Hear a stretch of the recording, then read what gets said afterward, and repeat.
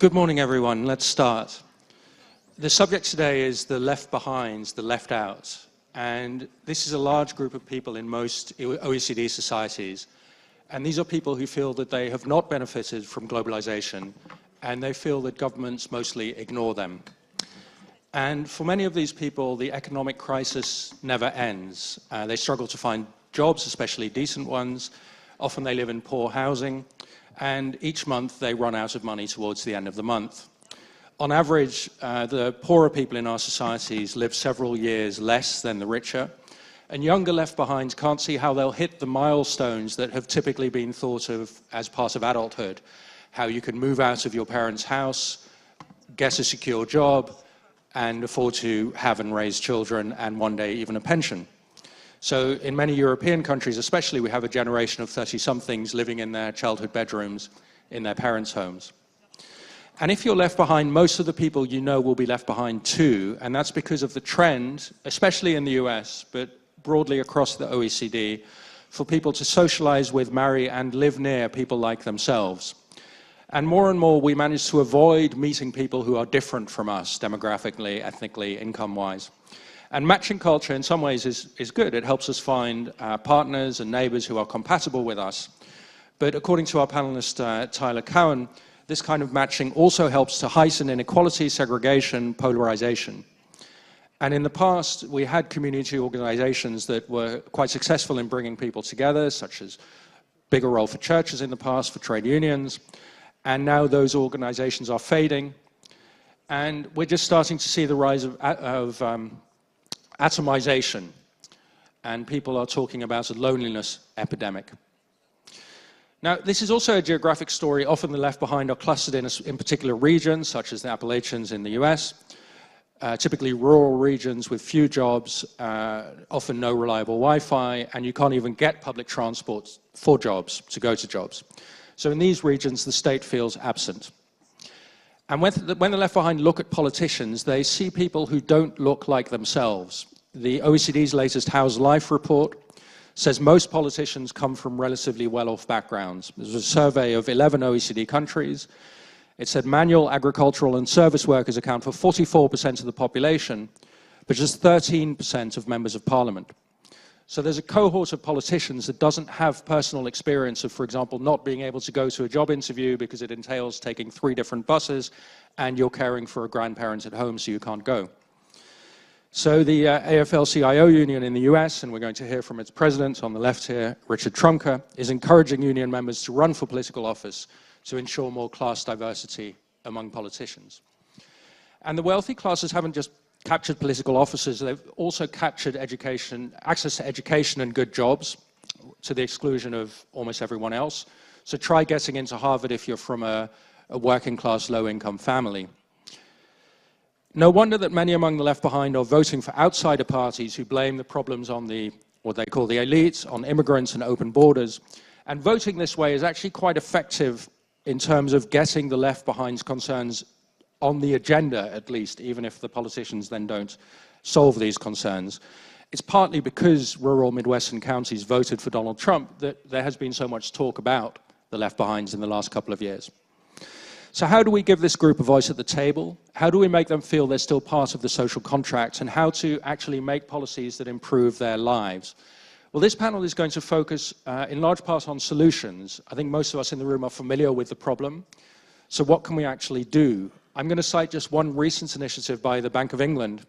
It started what it called a social intelligence exercise, where the bank's chief economist, Andy Haldane, went around the UK holding town hall meetings, discussing the economy with people from organizations like charities, community groups, schools.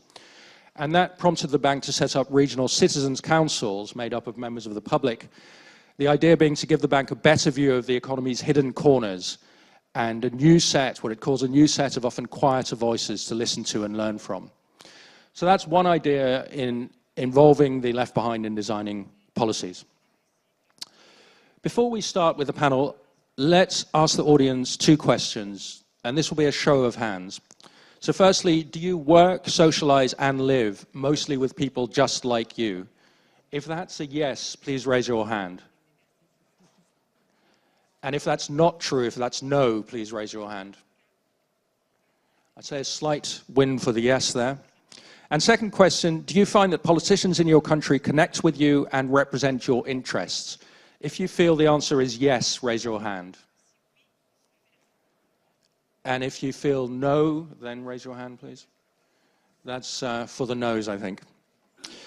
Okay, so we're going to have a panel debate, and you can use Bcast to send us questions. If you look at these little pieces of paper, you can go to the event app, you can go to Bcast, or you can go to Twitter using the hashtag OECD1 to give your comments and questions, and I have an iPad, so I'll be able to read out some questions for the panel, potentially. Okay, let's start with Richard Trumka, head of the AFL-CIO. I'll introduce the panelists one by one, actually. Richard began his career as a coal miner, and he continued working in the mines while he was attending university. And now he's president of the AFL-CIO, which is the American Federation of Labor and Congress of Industrial Organizations, 12.5 million members, largest organization of labor unions in the US. And he's been an advocate for good jobs and higher wages for workers. And he also opposes unfair trade practices and supports US manufacturing. Now, Richard, you've raised the issue of inclusive and exclusive growth, how a lot of people feel that even when GDP is rising, that doesn't help them, they don't benefit. So why is that a rise in GDP can, as it were, leave some people out? And how can we change that? Well, I'd say in the United States, the macro answer to that is that corporations are too strong and workers are too weak. The density, union density in the United States has gone from near 40% down to about 12.5% right now. In earlier years, when we negotiated a contract in an industry, everybody in that industry got a pay raise, whether it was steel, auto, any of the places, teachers or anything of the sort. And then we had productivity and wages were tied together from about 1942 to about 1973. In the mid-70s, that started to unravel. Wages went flat, productivity went up, and all of the difference went to the very, very top 1 or 2%. We find that labor under attack in state level, at the federal level, and at the local level. Doing things that weaken us, taking away our votes, and destroying the institution of collective bargaining. That's resulted in lower wages and a number of other things as well, less benefits. And so you've seen over the last 3 to 4 decades, those wages have stagnated. We have less health care, we have less pensions, we have, some people have even lost their homes. And I just add, Simon, that it is really also an assault on democracy, if you will. Harvard did a study last year of millennials. They asked people under 30, how important is it to live in a democracy? 30% said it's important to live in a democracy. 70% said it isn't. 24% said it's bad to live in a democracy because they've lived their whole lives under the rules of, I would call them globalization or neoliberalism, and they've seen that happen to their parents, the things that you described. And as a result, they begin to equate democracy with lower wages and poverty. And then they were told, but it's okay, go to school and everything will be great for you. So they did. School becomes less affordable to a lot of citizens. And so you have a rising, mounting debt when you come out, and they still aren't able to get a good job. They may work for 3 or 4 people in the process, and as you said, have to even move home with their parents. We're going to come to solutions later, but just briefly, if you were king, what would be the first law you would pass in the US to turn this around? I'd give every worker in the United States the right to bargain with their employer for a fair share of what they produce, so that together they could form a partnership and divide more fairly and more equitably the wealth that is produced by that entity. Thanks very much. Okay, on my right here is Raphaël, who's a journalist with Le Monde here in France, and she is author of La Communauté, which focuses on life in Trappes, which is a suburban town about 30 kilometers west of here, with a large Muslim population, high unemployment, and it's well known for clashes between rioters and the police. 67 young people left Trappes for Syria, so it's been called the Molenbeek of France with reference to the Brussels suburb. Now, we've been talking about the decline of community. How do you see that playing out in Trappes?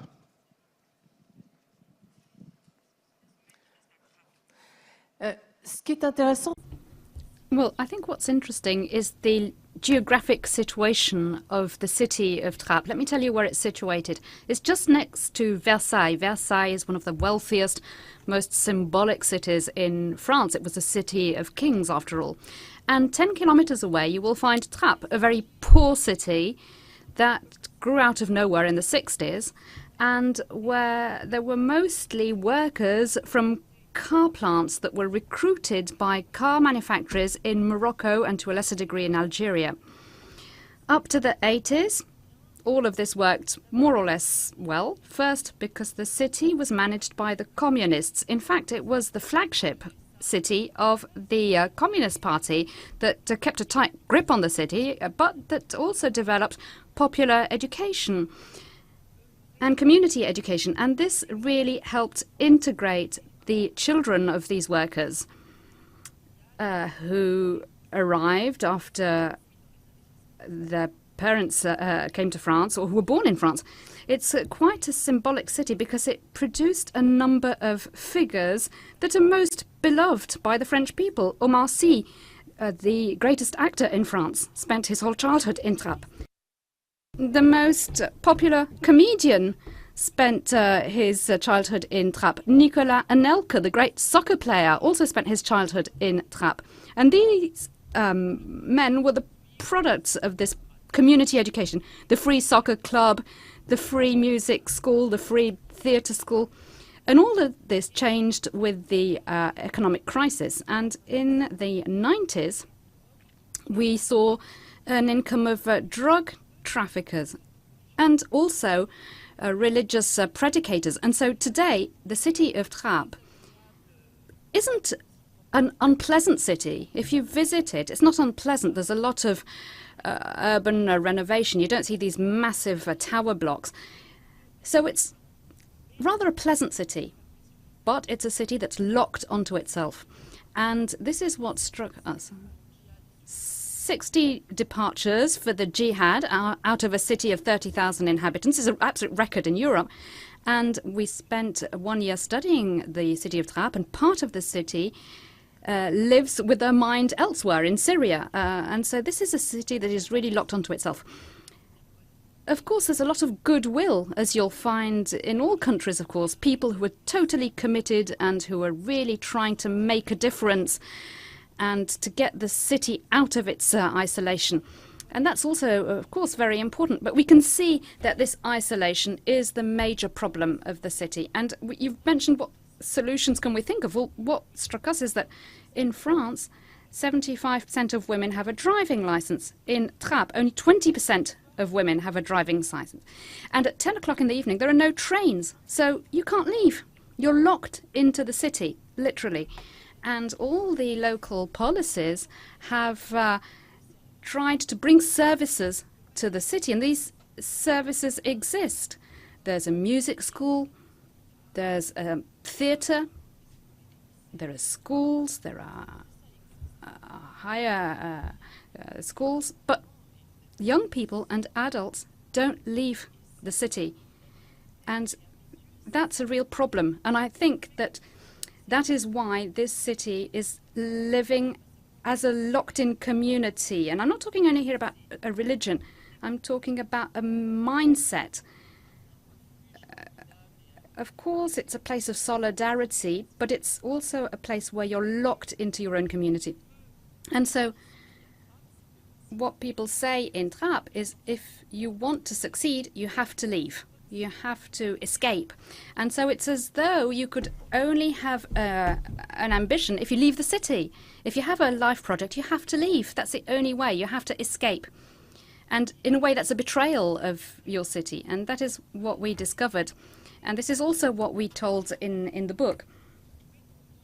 And of course, this is something that you can find in other cities in the French outskirts, even though this is a city that's very far from Paris. It's not the immediate outskirts of Paris. It's 40 kilometers away. It's close to Versailles. And of course, there are very rich towns just around Trappes. And that, of course, reinforces the idea that you're isolated and that you're alone. And of course, the failures of the public policies only strengthen that, because with the migrants who arrive and, well, all the difficulties that you know about, these migrants try to find accommodation. They're taken to Trappes. They're never taken to Versailles, of course. They're housed in Trappes and similar cities. And so there is a lot of solidarity. It's very striking in the city. They welcome migrants very well. But of course, that reinforces the local difficulties, because you have populations that are poorer coming into the city. That's already a poor city. Over here we have David Lucas, who's a Spanish senator for the Socialist Party. And he sits on various parliamentary committees, including the Committee on Family, Children and Teenagers, and the Committee for Disabled Policies. And until January, he also spent some years as mayor of Móstoles, which is a fairly working-class dormitory town on the outskirts of Madrid. So he's dealt with many of these problems as a politician. So David, these kinds of marginalized communities, like Rafael has just described, think that the government is not there, the government doesn't care. So how can governments insert themselves and say, yes, we do care, we are here? What is the role of government in these places? Buenos días. Good morning. Well, I was in the town hall of Móstoles from 2012 to January of 2018. And I was able to get first-hand experience of a city that's very similar to the city of Trappes. This is a city that has 200,000 inhabitants. It's just outside Madrid. It's a working-class industrial area with high levels of migrants, way above the Spanish average. And I went through the worst time of the recession. Spain, as you probably know, experienced a very hard recession with very high levels of unemployment, 27% unemployment, with many citizens who lost their houses because they couldn't pay their mortgages, with lots of social exclusion because there was no work. And the town halls, particularly the poorer town halls, had to face this very difficult situation. And of course, a city like Móstoles experienced all of these problems to a much higher degree than the nation at large. We had to make many budgetary cuts, but also make many efforts to try to face this economic crisis. And I'm just going to give you one example. We really tried to make sure that we could have a community project to overcome the crisis. But in 2015 and up to now, in the last 3 years, there's a rate of growth in Spain of 3%. According to the OECD statistics, it's the country of the European Union that's experienced the highest level of growth. And unemployment is now 15%, down from 27%, and is continuing to decrease. And of course, once we'd asked the citizens to make efforts and sacrifices, we thought, now we have growth, what can we do for our citizens to benefit from these rates of growth, to make sure that growth can be inclusive and doesn't let anybody by the wayside? Because with this new growth, we have seen that there is a situation, and I'm not talking only about my city, Móstoles, but this is something that is experienced in many cities in Spain. People find jobs now. It's easier to find jobs, but they're still poor. They work and they're poor because the wages are so low. And they don't have the sufficient resources to help their families and overcome their situation of poverty. And so this is why we in the city of Móstoles have drawn up an agreement with all the political parties, with the trade unions, with the employers' organizations, with small business, with the academics, to try to have a strategic plan that would enable us to re-establish the social contract, a social contract that had been broken. I think that the European Union has a social contract, even if it's implicit, with quality jobs, with proper housing, with quality public services, especially free universal education and universal healthcare, good public transport, and also all the necessary allowances to help families. This is something that is specific to the European Union. And so we thought we have to be able to achieve this. And I think I'll be able to come back to our strategic plan later, but we started having good outcomes. What I do think is that, and following the presentation of the moderator right at the beginning, we saw that there was a major divide between citizens and the institutions and decision makers. We didn't realize at first that people were losing their jobs, they were losing their houses, and their priorities were not our priorities. We had the wrong priorities that were not in accordance with what the citizens were expecting. And so that led to a great divide between citizens and their representatives. And the void was filled in by other figures on the far left and on the far right. And forms of populism, as we call them. People who told citizens what they wanted to hear, even though this is something that is unachievable, as we know. And so this is why I think that there was this great divide between citizens and their representatives. And I think that the challenge for us now is to try to get closer to the citizens again and make sure that citizens can get closer to politics, that they can feel that they can be involved, that they can be empowered, and that democracy is a business for everybody. And it's a daily business. It's just something that happens every 4 years when you vote.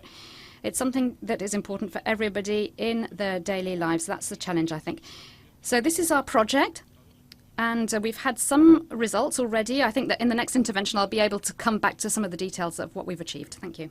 Thank you. Yes, we definitely will come back and ask you about what you have achieved. First, I'll come to Tyler Cowen here on my left. He's Professor of Economics at George Mason University and runs the Mercator Center. And his book, The Great Stagnation, How America Ate the Low-Hanging Fruit of Modern History, Got Sick, and Will Eventually Feel Better, was a New York Times bestseller. And last year, Bloomberg Businessweek called him America's hottest economist. Tyler, we've heard from three people around you the account of the damage done, isolation, exclusion, and poverty, about being left behind. Do you accept the basic story that our societies have become more divided and more people are left behind now than there used to be? Well, let me offer a bit of a contrarian perspective. I think we should start by looking at the global level of this problem. We're the OECD here. At the global level, inequality is down and it has been falling. More people are rising out of poverty ever before, and indicators for child mortality, childhood sickness, health indicators around the world have gone up much faster than virtually anyone had expected. Now, a side effect of this is that less skilled and unskilled labor, it is no longer so scarce. So in the wealthier countries, many people in the middle class, many people in manufacturing jobs, they now do face much more competition.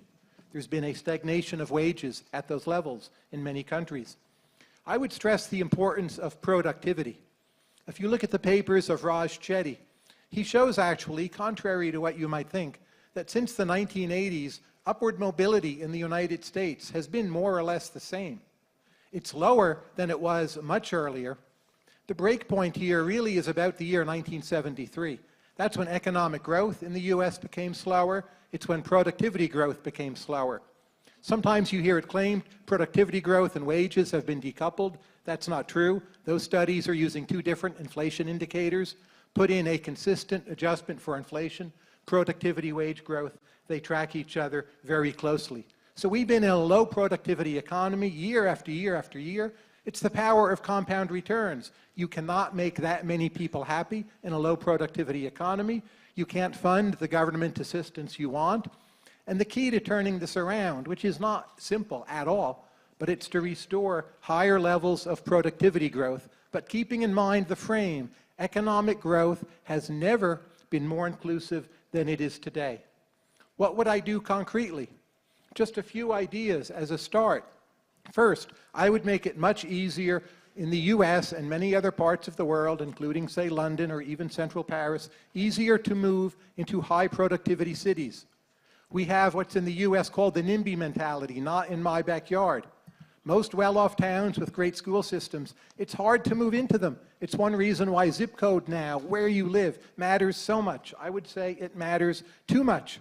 Earlier in American history, we were a land of migrants, even within our country, people moving from one state to another for higher wages, better jobs. It's remarkable how much this has gone away. Another thing I would do simply is whenever financial crises or recessions are about to hit, I would have easy money rather than tight money. So in Spain, for instance, we had an absolute collapse of demand. In the US, we had a weaker, but still present, collapse of demand in 2008, 2009. So the Fed, in my view, or the European Central Bank, should be inflating at 4%, not 1% in those periods. This would go a long way toward preventing that collapse of jobs. But in general, don't think about one-off transfers. Some of those should be made for humanitarian reasons. You need to get the logic of compound returns on your side, make economies stronger, higher rates of economic growth, higher rates of productivity growth. I'm not saying that's a simple problem, but that's where we need to make progress for growth to be even more inclusive yet. The question of mobility is interesting because you could say, well, if you live in a low productivity, poor region or poor place like Trappes, well, you should leave. You should go and work in Paris or Versailles. Why do people in Trappes mostly not do that? Why do they stay in this place where there aren't enough jobs? Raphael. Well, some people do leave. But when they leave, it's for good. And that's what's hard. They're not welcome wherever. Qui ne trouvent pas, par exemple. The problem is that housing is a lot cheaper in Trappes than elsewhere. And that's another obstacle. People live in Trappes because you can live there in an apartment that's big enough and at a price that's affordable. So that's one reason people don't leave. The town is also made up of people who are also immigrants, and you can leave. It's one possibility, but it's hard because people need to stop moving to a certain extent. And the population has changed a great deal, but over 40 years. 40 years ago, it was a very small town, and today it's a town where there's a lot of movement. But it's hard to find jobs elsewhere for people who have very low skills. So the issue of education and of skills is very important. Also, when you come from Trappes, and that's what young people are saying, I never say that I come from Trappes. I even change my name. My name is Mohamed, but I change my first name. Because what people give me back is a form of discrimination that is real. And there have been all sorts of affirmative action or proactive policies on the part of some companies to hire people from these underprivileged areas in the outskirts of Paris. But it's not enough. And these people, some of them go to school, but if they have no skills and no degree, no diploma, then it's really hard for them. There's no...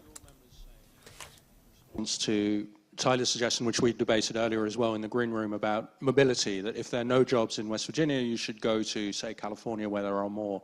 What would their view tend to be? Well, first of all, I think I and most mainstream economists disagree with Tyler that productivity and wages haven't been decoupled. In the United States, between 1946 and 73, productivity doubled, and so did wages. In 73, productivity continued up, perhaps at a less steep rate, but it continued up, and wages stagnated. The difference of what used to be shared with everyone then went to the top 1%. So I disagree with that part. He says that we have to do, we should just worry about productivity. But there's another issue of that, Tyler. how does the productivity gains get divided? That's been the issue that has caused stagnant wages. If they're not divided fairly and equally, then the amount of inequality continues to grow. My members have roots in, say, the town that I came from, a small mining town in Appalachia called Nemacolin. Our families are there, our culture's there, our history's there, and it's not necessarily a good thing to pick up and move and leave your entire family behind. My grandchildren are there. I want to be able to see and enjoy my grandchildren. The other issue becomes, okay, so everybody can't move to San Francisco. Everybody can't move to one of those other cities. I mean, there's still the rest of the country, and what happens to those that are still left in towns like Nemacolin or across Appalachia? We really do have to look at policies that provide economic opportunity for them. And I think, in our case, on the richest nation on the face of the earth, at its most rich point in time, we can find a way to do better than what we're doing right now. So my members would say, interesting thought, but I'm not ready to leave my family behind and take a journey to San Francisco. Tyler, I'll let you come back in one moment. First, David wants to say something, and then you. David. Yo sí me gustaría. I would like to comment what Tyler said as well. And I agree with what Richard just said. In Spain, for example, according to the last figures from OECD, productivity has increased enormously. And the IMF 3 days ago published our outlook for growth in Spain, and I think that today per person we're at $42,000 per person. So jobs have increased too, but salaries are going down. There's also informal work, and poverty has increased, particularly for children. And that's very important because that's also a reflection of the impact on families. There's a bad distribution of wealth. Of course, we could have better growth, we could have better productivity, but the population is increasing, wealth is increasing, but it's not being redistributed. And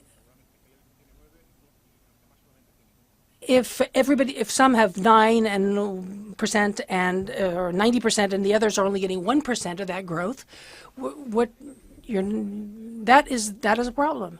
We need to redistribute better in Spain. In 2017, 19 million, there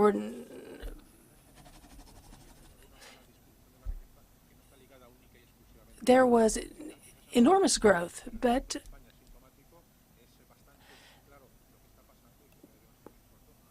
it wasn't redistributed. We are creating wealth, but in spite of the efforts made by ordinary citizens, they're not getting their share of that effort, and it's not. They're therefore not inclined to continue to contribute. Yes, wages and productivity have moved together.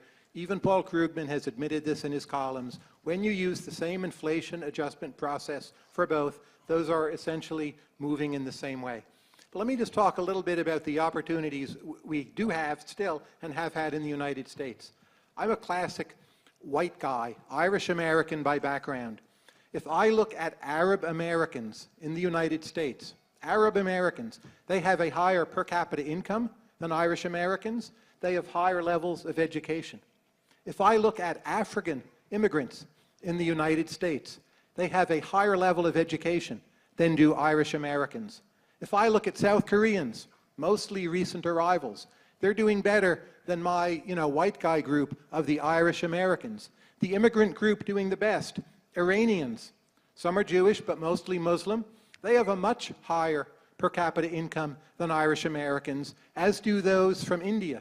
So we're talking about this world where supposedly opportunity is gone, and that's being refuted every day by the experience of immigrants who are moving into relatively hospitable environments, and the notion that some Americans simply culturally are maybe not doing things right in terms of the rate of children born into single-parent families, in terms of work ethic, in terms of declining religiosity. It's a very unpopular, politically correct thing to say, but I would like to suggest American opportunity is not dead, but to some extent Americans themselves are not rising to the occasion.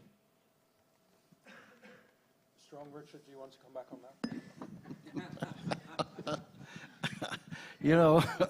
Americans are working harder than they ever did. Their skill level's higher than it's ever been. And they're doing a great job. They're just not getting their fair share because they don't have the power.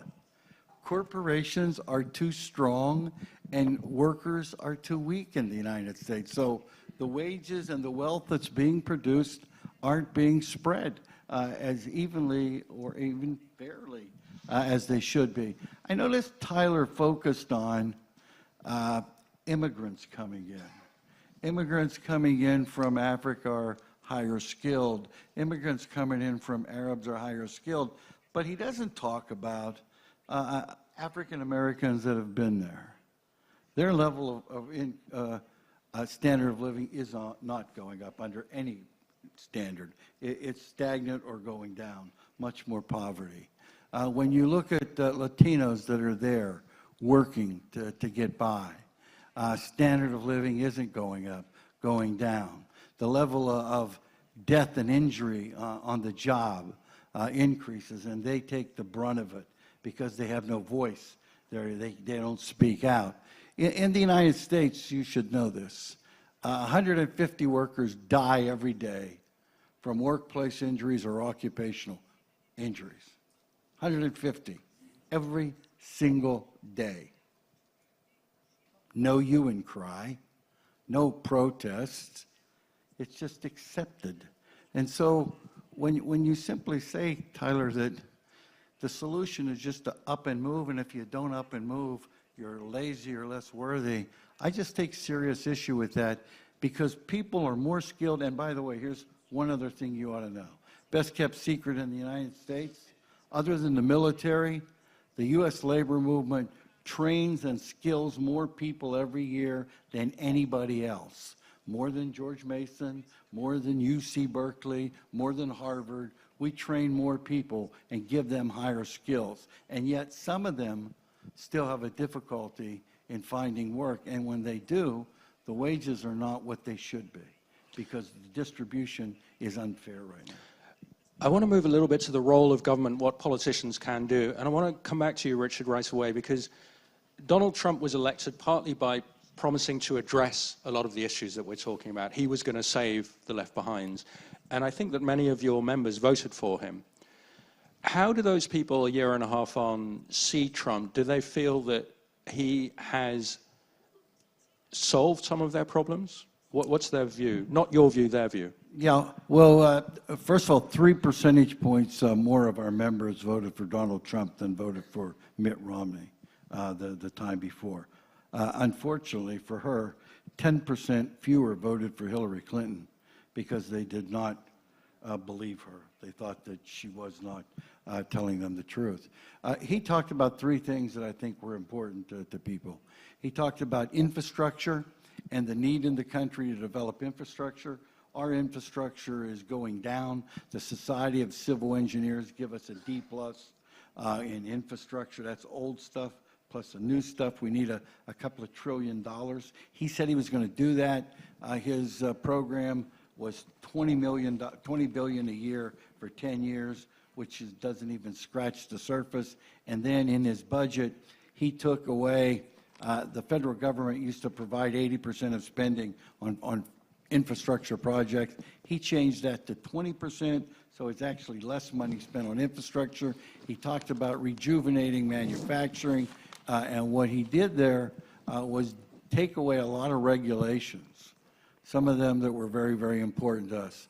Safety regulations on beryllium, silica, overtime, those were taken away. And the third thing was on trade.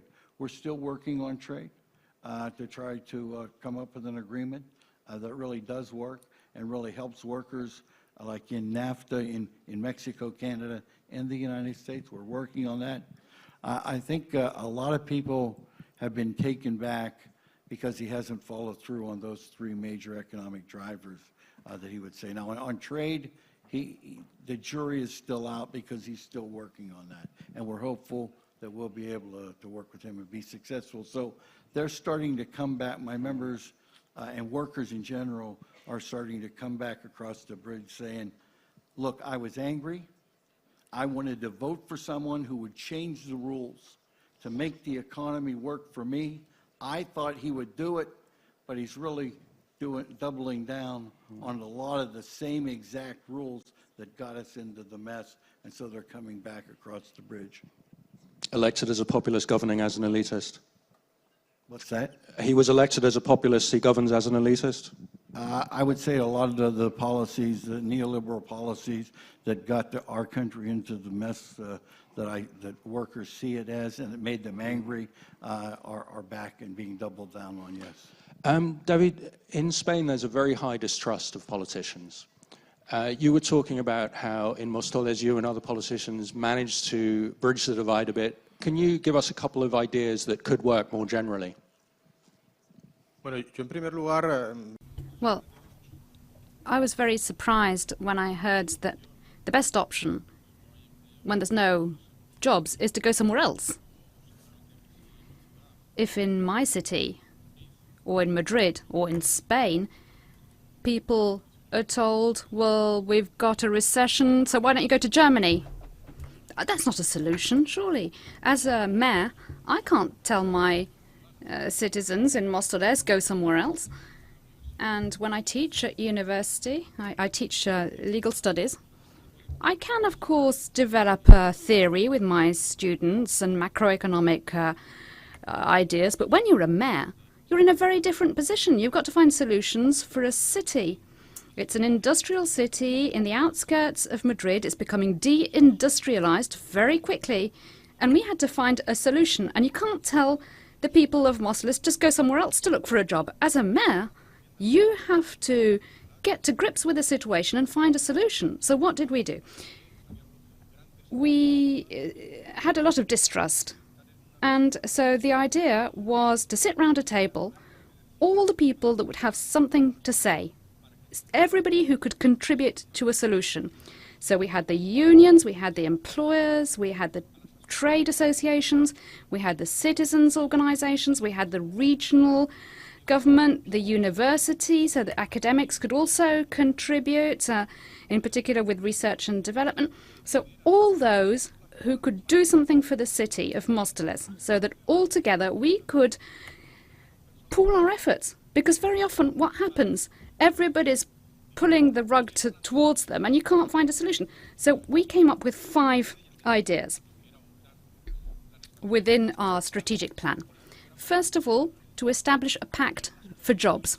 So to have the right conditions to make sure that we could re-industrialize, that companies would come and settle in Móstoles by facilitating, for example, licenses so that they could come and set up quickly, giving them some tax breaks within the possibilities that our legislation gives us, also giving them the backup so that they could set up easily, as quickly as possible, and working with the workers so that those who didn't have the right skills could get quickly reskilled with the help of the town hall. So we did this with people above the age of 45 that had been unemployed for a long time, and also for young people and for women who wanted to work for the first time or work after having children.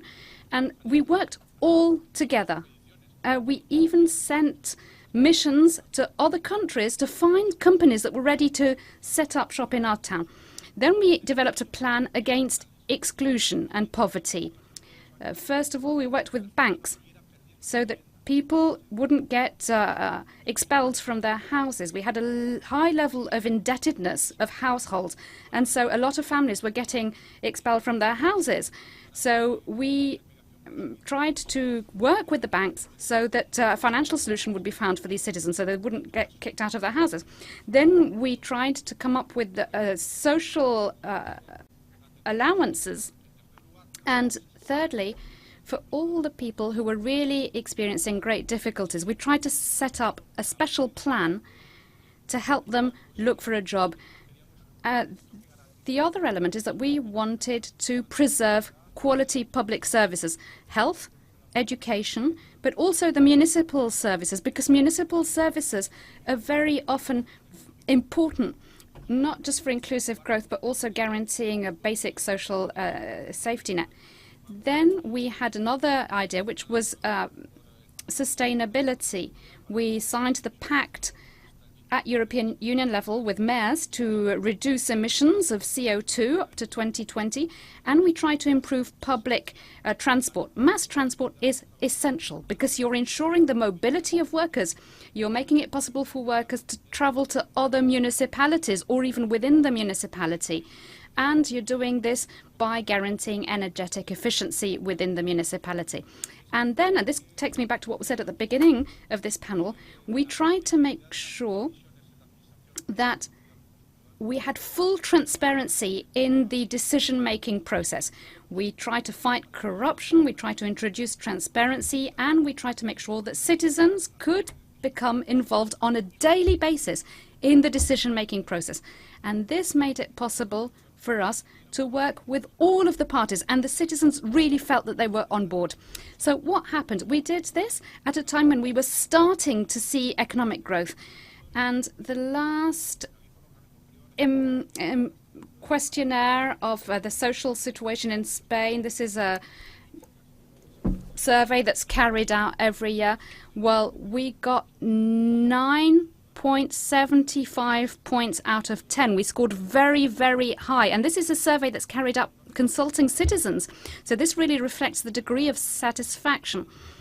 And we really have, I think, made progress developing well-being. Of course, there's still a lot to be achieved, but we have already laid the foundations for inclusive economic growth. And it's not just Móstoles that has done this. It's not just a socialist municipality. We are a socialist municipality, but there are other municipalities governed by other political parties, including on the right, that are doing the same thing. They're also coming up with common sense policies, because we know we have economic growth, but when we know that that's not being shared. And so this is what we're trying to do, and we've had a lot of success in doing that now. Raphael, to move from Spain to France on that, if you were advising politicians to win votes in TRAP and to improve matters for people in TRAP, what would you advise them? Sorry. How would you advise politicians to act in TRAP, to appeal to people in TRAP?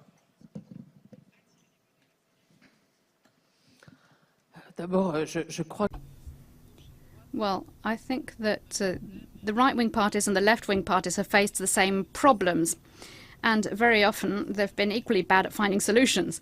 But, well, I understand what Tyler was saying earlier on. There is a debate trying to see how to improve these inner cities.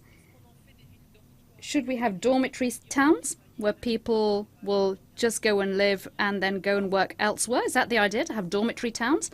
Or are we trying to create cities with public services, with a real life in the city? And this is still a debate in France. I don't know if it's still a debate in Spain, but there's a real debate in France. Dormitory towns, well, we can see all the failures in dormitory towns because people lose their culture. Sometimes you travel very far to work and then you just come back home to sleep and you don't do anything in your town. There's nothing in your town. Houses and 3 shops, and that's all. And there are cities like this in the whole of Europe and also in the United States. And these are towns that are very unpleasant. There's no daily life. There's no vibrancy to them. And it's quite a failure, really, when you look at the challenges of modern life, where you look at violence, where you look at difficulties to integrate migrants. So I think that now we're really questioning these dormitory towns. The real difficulty now is to try to see how we can correct inequality, how we can improve education. And improving education is very important. In the city of Trappes, what do we see? We see that all the people that want and care about education for their children leave the city. They don't put their children in the local schools. And even the imam of Trappes has sent his children to the Catholic school in Versailles. So you can see that people are leaving the city. And that causes great difficulty because the people who stay amongst themselves, amongst poor people, children who come from families that don't speak French or don't speak proper French. And so this just piles on the difficulties that these families have. And we know what the real problem is. It's having social and cultural diversity. And it's very hard for politicians to voice this message because, unfortunately, voters don't want people to mix. And that's the real problem. And we can see that the populist parties, what we call populist parties in France, so the far right and the far left, basically, even they don't have the same discourse regarding migration, of course, but they don't call for diversity. They call for separation between different communities. Other people suggested solutions. What do you make of this? A few remarks. One of my hobbies is to go around Western Europe and visit these so-called no-go zones in Western European cities. I went to Molenbeek in Brussels about a year ago. I found it was quite charming, peaceful. I saw a large number of white Belgian mothers pushing around their baby carriages without incident. The area has significant problems. I understand that some terror plots are hatched there. I understand the mobility issues. But keep in mind, assimilation has never been painless. Go back to the time of the French Revolution. I believe about 12% of the population of modern-day France spoke French at that time. And a lot of that assimilation was accomplished with violence and at a high human cost. So absorbing any group of outsiders, just like the building up of France, the building of Spain, still incomplete, as we see in Catalonia, the absorption of Muslim immigrants, it's never been that easy. In most of the cases, in the longer run, it has worked.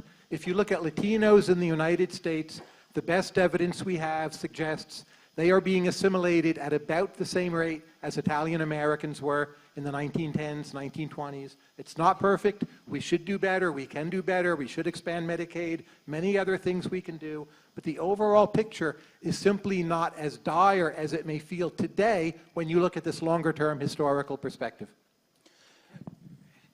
Can I? You know, there is some really good news, at least in the United States. Collective action in the United States is really on the rise. And there's a real chance that it's going to convert itself into political action, which will change the policies. And let me just give you a couple examples.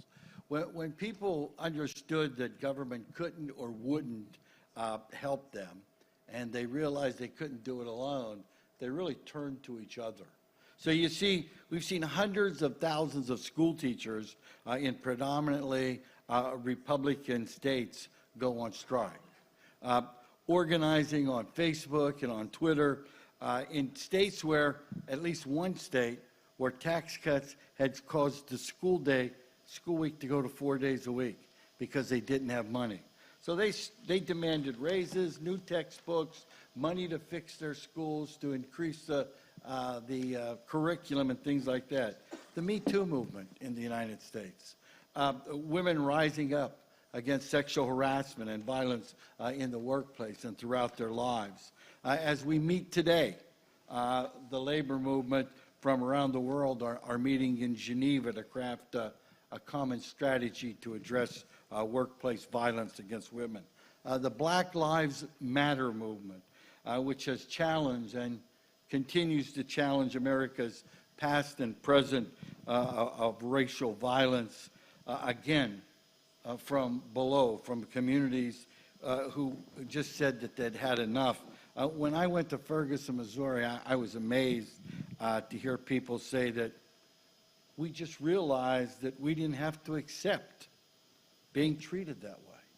And last year, the American Labor Movement, we organized 262,000 new workers. 75% of them were under the age of 35. And so it's starting right now to translate out, the collective action is starting to translate out into the political process. You got school teachers are running for office in both parties, challenging the politicians who gutted their school districts. You got an unprecedented number of women running for office at every level in the 2018 election. You're seeing a surge of black voters demanding an end to prejudice and racism. And I got to tell you, it really does feel good because that collectivism is on the rise. They're going to change the rules of the economy, but the rules that have striated our society. But the collectivism you're talking about is largely not only in response to Donald Trump, and that seems to be the missing bit of what you're talking about. I'm interested in Tyler's perspective on this. You sketch a broadly optimistic picture. But let me just correct that. It wasn't just in response to Donald Trump. The states, the teachers out there, they were on strike against state legislators who actually squeezed the school district so tough that they had to go, in one state, Oklahoma, they had to go to a 4-day week. Okay, well, let me broaden that in protest against Trump and also to what you would describe as neoliberal Republican Party policies. Tyler, do you think that Trump makes a difference to this rather long-term picture you're sketching? Does he set back the case of the left behinds in the US, or doesn't it make that much difference? I feel Trump was elected on a lot of promises he maybe didn't even understand himself. He's raised the level of background uncertainty. He's done a few good things. He's done many bad things. He's disgraced the name of my country in some ways. In the long run, I'm not sure it really will matter. My biggest concern right now is the rate of economic growth in the EU. Last year, you were growing at well over 2%. Early results from 2018 have you at the first quarter at 0.3%. Italy is on the verge of unraveling. You have the Visegrad nations in the east not really supporting liberal democracy. Brexit probably in the cards. So the biggest risk right now is that the, to my view, wonderful EU project is possibly in the midst of unraveling. And all of these problems you could fix with a 2.5% rate of economic growth. I'm not sure you'll get there. To me, that's where the drama is right now on the world stage. The 2.5% economic growth, what role does the, say, 45-year-old who didn't finish high school, who's living in West Virginia, doesn't now have a job or doesn't have a good job, what role can he play in this to achieving 2.5%? Well, let me answer a different question. Italy is a country that in per capita terms basically has not had growth in 20 years. And it possibly now is politically unraveling. West Virginia is better off than most people think. Its per capita income is about the same as Sweden, believe it or not, and that's not all being absorbed by a few billionaires. There is a significant distributional problem there, based very often on people's education, living habits, obesity, drug use habits, and so on. But West Virginia is not a backward, impoverished nation. It's about at the same wealth level as Sweden. What should that individual do? That will depend on context. But again, put it in this broader setting, it's the countries that are not growing that really aren't giving people any opportunities at all. I'm going to ask for some questions from the floor. I'm afraid my BCAS is not up to date, so if you asked one on there, I'm sorry. But if you want to raise a question, please raise your hand and keep the question brief. Do we have questions in the room?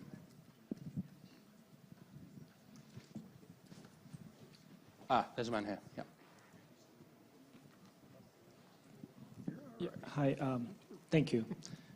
Sorry, because I'm a politician from Romania, and I've been listening to you, and I have to say that it's a little bit disconcerting, the message you're sending to a country like Romania, because we're coming from a redistributive country where, you know, we use top-down redistribution.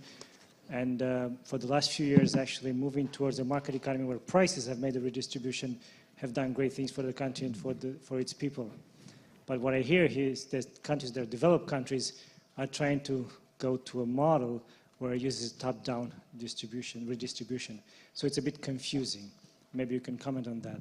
And I will say that there's countries in the past, like New Zealand, that reached a point where things were really bad and they actually didn't take this solution. They went the other way, on the right, and now are one of the countries that have the highest per capita GDP in the world. So why are we not looking at New Zealand a little bit and see how they did it? No subsidies, for example, for farming and things like that. We're just trying to get this model, just for all of you. Thank you. That's to me. In reverse order, New Zealand was very wealthy, say, in 1948. By the time we got to 1972, you have the United Kingdom entering the European Union. New Zealand loses all of its trade privileges and then basically starts going bankrupt. Neoliberalism, I think, rescued New Zealand from bankruptcy. It was necessary.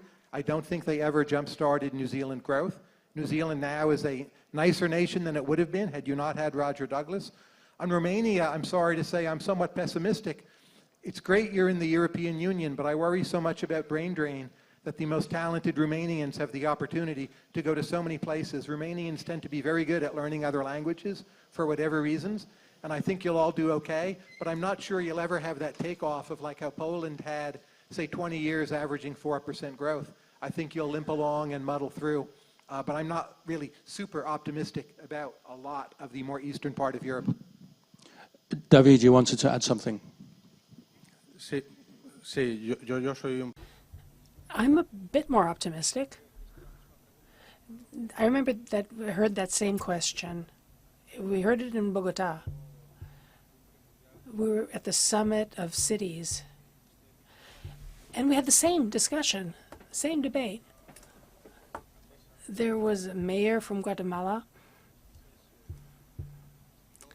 and we were a bit perplexed, and we were saying, I wish we could be participating in the same sort of discussion because we don't have the same kind of wealth in Guatemala. In Spain, the situation is obviously very different than in countries that are developing.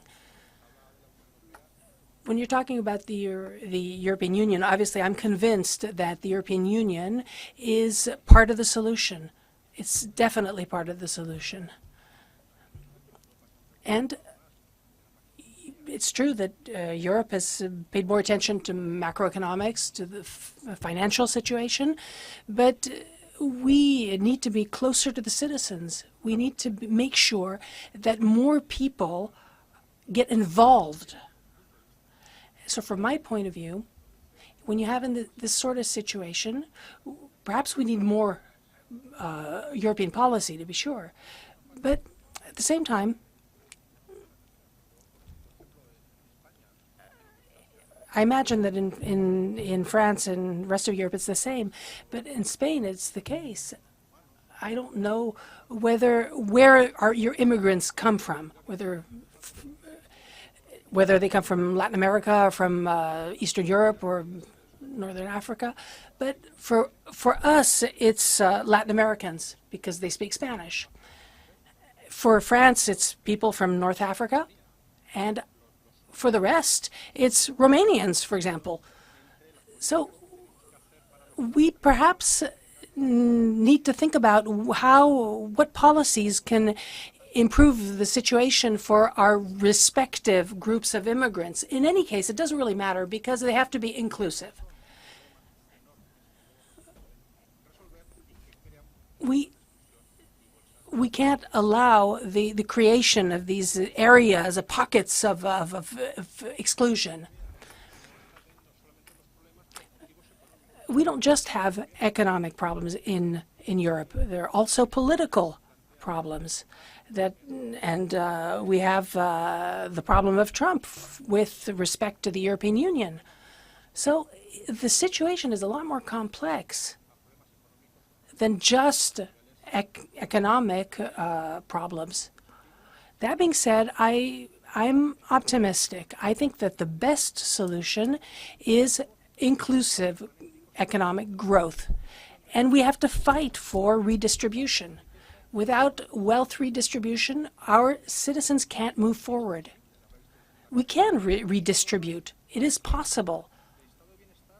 And Europe has been an example of well-being for the last 60 years. So our economies are more open, more liberal, to be sure. But now we have the possibility to generate the public services that will make our citizens much more equal. Individually and collectively, we're at a crossroads right now. The crossroads being this. In many areas, and the system with the rules of the system are not delivering for a majority of the citizens. The wage gap inequality continues to grow. When you add to that the oncoming artificial intelligence, robotics, and technology, that could actually hasten or it could come down. So we have at a crossroads, and we have two questions that I would ask everybody to answer. What happens when a system is incapable or unwilling to provide for an increasing standard of living for its citizens? What happens to that system? The system, history tells us the system gets changed one way or the other. And as a result, you're seeing the telltale signs of that demand in the United States by the increased rise in collectivism and people demanding and wanting change in policy. The second question becomes, with the advent of all the new technology, all the robotics, all the artificial intelligence that's going to make things more difficult and jobs, in some cases, more difficult to find. These are just tools. And those tools can be used for either good or for bad. If they're used for good, we should see a rise in wages and a decrease in the number of hours we work. If they're used for bad, you'll see all of the wealth that's created by the increase in productivity go to the people at the top. When we have collective bargaining, when we have collective bargaining, we are able to adjust the benefits of technology. I would call it bargaining acquiescence. So when technology comes in, we bargain, we get a better share, we take the rough edges off the technology. But society doesn't have that method. There's a method in society to say, how will we divide all the benefits of increased technology, robotics, and artificial intelligence? If it's divided for bad, it will hasten the answer to the first question. If it's done for good, I think our societies propel forward and we all live a better life. Thank you. There's a question from the gentleman here. And then you.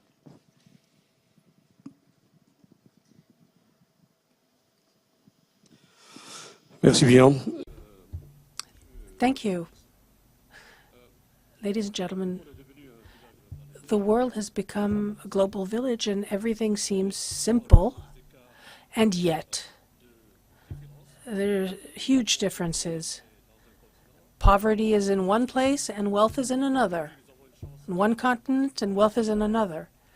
Today we are very fortunate to have new technologies. Now what can we do to work together and to make sure that continents can have more equality between them? New technologies can help us progress. How can we integrate all of this in Africa, for example, where poverty is located, where we still have only the beginnings of democracy? How can we work together and create a world where it's better to live, a better world? I don't have a single big answer for you for Africa, but I can report I spent my last 10 days in Ethiopia. And in Ethiopia, the economy has been growing an average of 10% for over a decade now, which is a phenomenal achievement. That's like China. Now, why they've met with this success, some of it is policy, some of it, I think, is good luck. But you see around Africa, especially the nations either on or near the coasts or those who do not have civil wars, you've seen remarkable advances, especially if you measure consumption rather than GDP. So for about 2/3 of Africa, I'm very optimistic. I'm not optimistic about South Sudan or Somalia. But if I think about what I expected, say, as a teenager in the 1970s, we've already far exceeded that. The human capital in a country such as Nigeria is just astonishing. The same with Ethiopia. So I think the biggest world story for the next 40 years may well be the continuing growth of Africa, not evenly distributed, with major problems remaining. But the Africans themselves are doing it. It's not that the World Bank or someone from the West came and solved all their problems. You're seeing experimentation and local expertise and some pretty phenomenal breakthroughs. Thank you. We had a question from the gentleman over here. I'm a professor at the University of the Azores Islands. Will any of the panelists elaborate about the relations between the situation of the left out and behind and the demographic winter, which is very strongly felt in European countries, with the drop of the birth rate and the aging of the population? Thank you. David, do you want to take that? A question about, I think, how people are not having children anymore. In Móstoles, why, if you see the very low Spanish birth rate there as well, why is that? Yes. The fertility rates in Spain is very, very low, one of the lowest in the world, and that's something that's quite visible. When you have the young people in Spain, the other day, I think in Sweden, I think people leave home, it's 21. But in Spain, they can't leave home till they're 29 because they face an unemployment rate of 40%. Right here in Paris, next to my hotel, we got Spanish kids working there. Basically, the young in Spain have to leave Spain to find a job.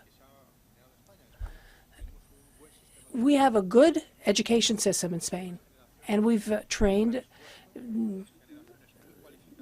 very high-skilled young people in our universities, and they have to leave. They have to go to France, they have to go to Germany, but it's great for the developed countries like Germany, for example. They didn't have to train them, they didn't have to spend money, and they get all these skills. But they can't leave home. They can't be independent in Spain, and they can't get married, and they can't have kids. They have no options, no long-term or short-term options. And that's why the demographics are so bad. About the democracy, we've been through some very difficult times, and what the citizens are telling us is that they need us to listen. The situation is extremely complex, and in any case, we have to be very careful because populism is on the rise in Spain too.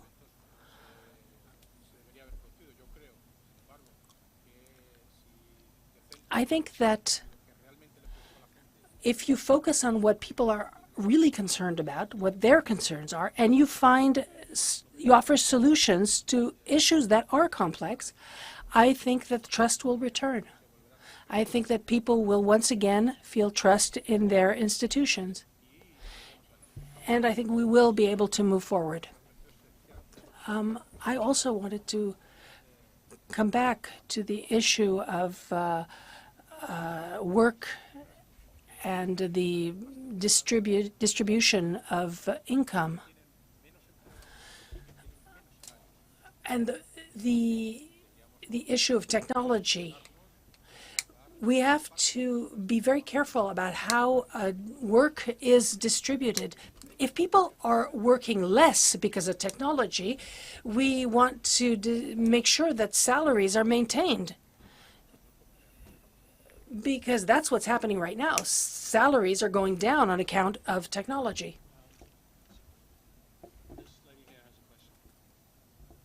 There's a microphone coming.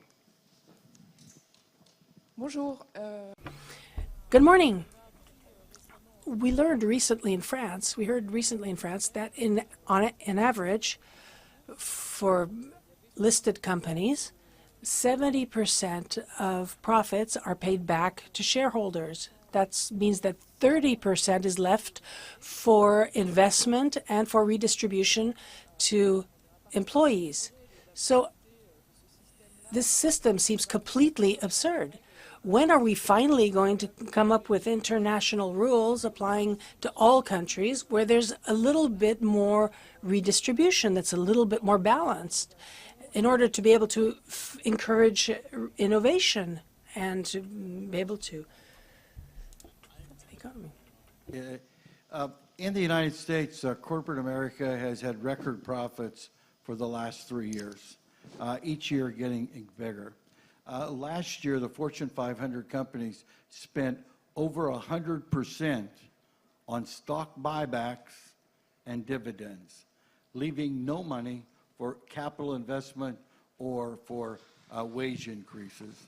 I couldn't agree with you more that I'd love to see international rules to help us regulate that, to stop what's going on. Because what's happening in the United States with the stock buyback, they get paid in stock, so instead of investing the money or paying it in wages, they buy stock back, which makes their stock worth more. And we're seeing that repeatedly, 3 years in a row.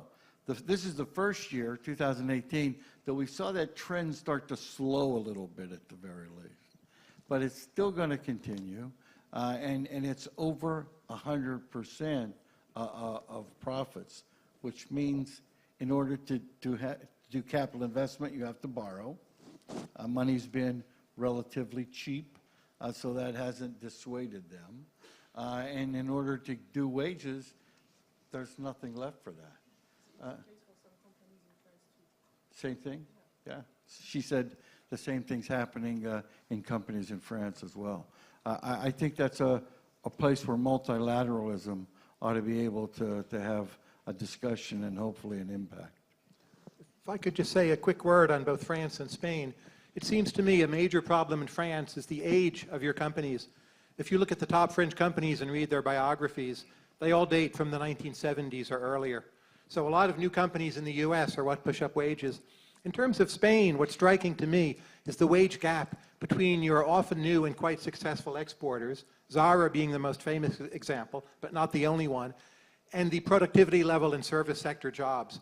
That's the biggest gap I know of in any advanced economy, much bigger than, say, in France, where if you have a service sector job, you're often really quite solidly in the middle class. That's far less likely to be true in Spain. That would be my diagnosis. I'm not sure I have simple fixes for either of those problems. If we're quick, we can, I think, have 2 more questions. There's one from a gentleman here. And short answers, please, from the panel this time to fit in 2 more questions. Merci beaucoup, l'assistance. Thank you. My name is Jean-Pierre Adoum, and I live in Trappes. I've lived there for 30 years. I wanted to say something to Madame Baquet about Trappes, which is where I live, and where I now live at Guyancourt, but I lived in Trappes for 30 years. And I know the situation in Trappes. It was separated off from Saint-Quentin initially, and it's been subsidized for a long time. It was a dormitory town, indeed, but that was a policy that today is coming in question. And what I would like to say is that policymakers need to be visionary. If our young people are going to Syria to do the jihad, it's because they didn't get the right education and they didn't study My kids, and I raised them in Top, they went to university. I was very fortunate, and they're now integrated in the workforce. But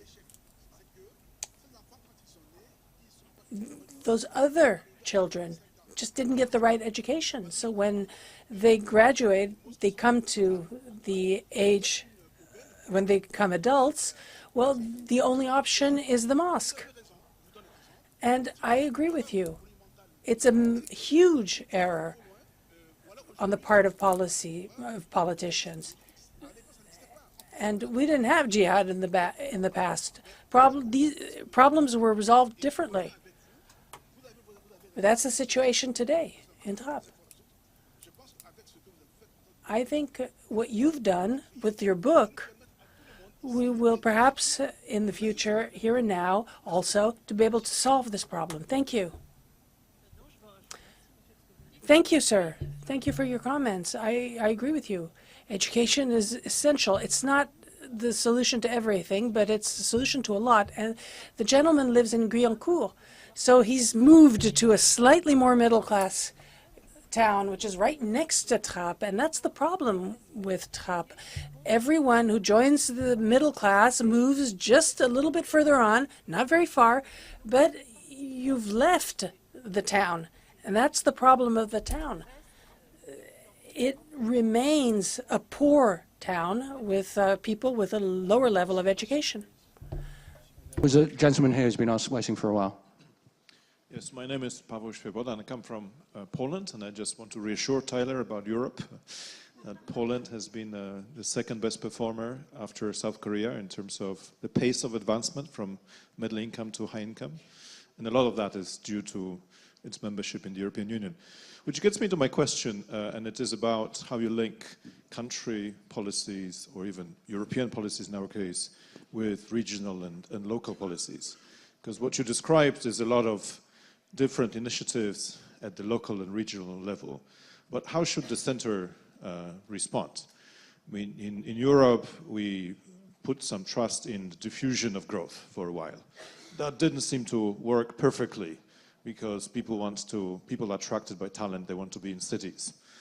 So what should be the answer? We think the answer should be smart specialization, sort of trying to link the top and the bottom, help regions develop. But what would be your answer? Does anyone have a brief response? Come on, there must be something. I'm still worried about Poland. I see an erosion of rule of law there. I'm not pessimistic. I think you're large enough to have avoided brain drain problems. The European Union is most likely to limp through. But I can't in the near future imagine the EU actually working properly. There are too many broken pieces regionally and including at the Brussels level. So you haven't entirely reassured me, though I get that Poland's performance has been impressive. Okay, well, we've heard some interesting ideas for solutions. We need to raise productivity, 2.5% economic growth, and that will sort a lot of things out. To do that, some people need to change their habits, says Tyler. They need to get on their bike and go and find jobs where the jobs are. But others in the panel are skeptical. They say, pay attention to where people are living now. Don't neglect those places. Help connect those poorer left behind places to the rest of the economy through public transport and education. Richard says we must strengthen unions. There's been a hopeful rise in collective action, he says, in the United States. And David and Raphael talk about listening to people, being aware of what their concerns are, which might not be the concerns of politicians. But in a few years' time, we might be saying that these were the good old days and robots have made it much worse. Thank you very much for listening. And there are some lunchtime panels out there which you should pay attention to. Unfortunately, I don't have the details right in front of me, but please go and look. Thanks very much, everyone, and it's time for lunch.